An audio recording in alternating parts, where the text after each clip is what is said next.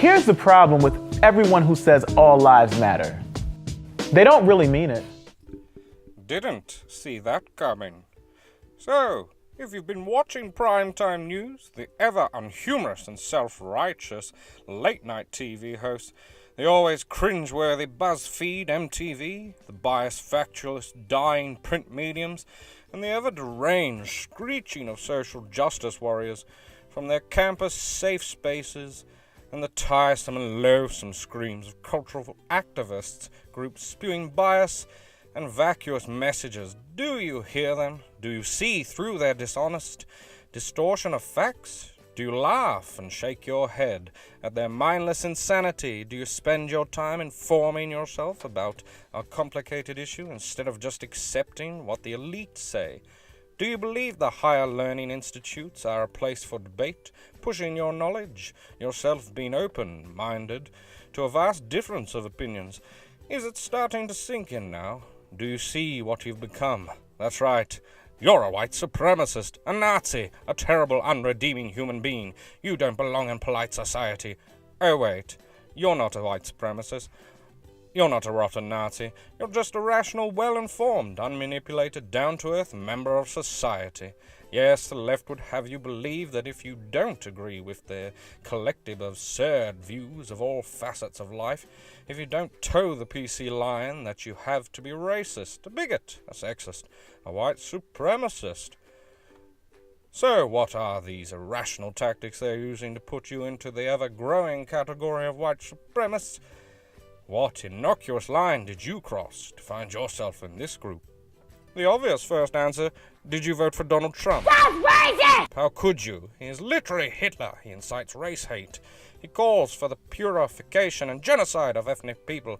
He treats women as second-class citizens, to be seen but not heard. He calls for the complete blockade of immigrants and calls them all rapists, killers. He serves the interest of the white nationalist.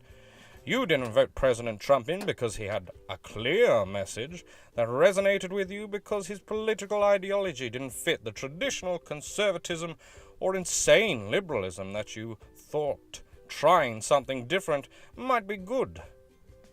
That it is reasonable to tighten up on immigration after the disaster of open border policies created in Europe. Was it maybe that you just found his sometimes unfiltered comments and honesty on tough issues refreshing, instead of the usual avoid at all cost offending remarks of the political elitists? We're just looking for something to be offended by. It's just clothing, hairstyles, decorations, whatever. Don't you have something better to worry about? The main problem with cultural appropriation comes from dominant groups borrowing from marginalized groups who face oppression or have been stigmatized for their cultural practices throughout history.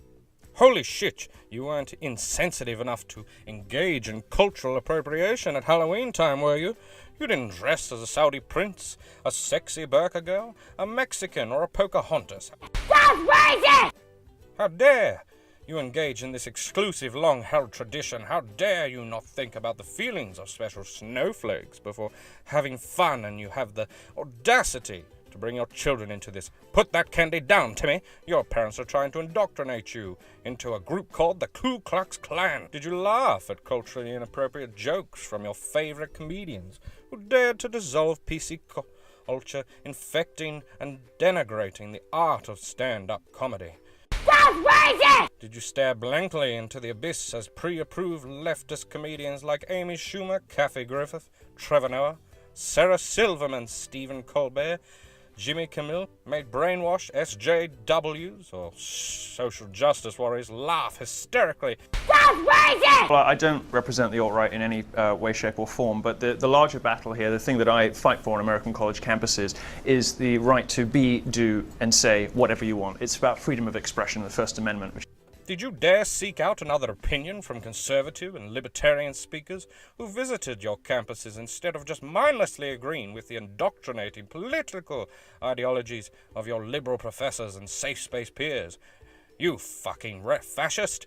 Your parents spent their hard-earned money for you to become dependent on a group thought, to be that people's feelings trump the facts on the big issues facing the nation, not to get a good education and lay the foundation for a good career. That's racist! Is it that there could be a video, kind of a martyrdom video, so-called, which is what we saw in, I think, in the Charlie Hebdo attacks, if memory serves me, there were some. In some of the attacks in Europe that we've seen, there had been that. I was just going to say that if he did make contact... Is it you now turn to alternative news sites for the facts and hard-hitting stories, looking at the real issues of the day that could affect your everyday life? Why not trust the main media outlets that are now dubiously dubbed fake news, for constantly lying to the masses, twisting and turning every word of truth to produce a bought and paid-for narrative to distort the hard facts and truth in the name of minority groups that they have aligned with? How can you not respect these people? That's racist!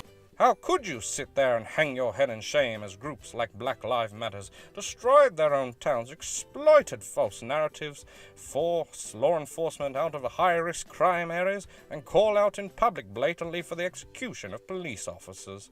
That's racist! If you didn't identify with these common sense points, you know, you're not a white supremacist, a Nazi, a fascist, a rational people would never label you this, because disagreeing and having diverse opinions is what positively progresses society forward.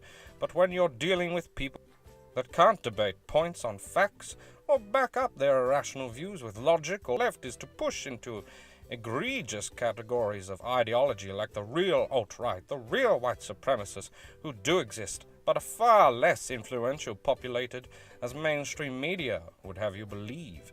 They must stop this demagoguery and pushing the rhetoric of the elitist establishment. Go out, be bold, break taboos, push the boundaries. Think for yourself, because these days being labeled a white supremacist is as meaningless as the autistic screeching of these groups like Antifa.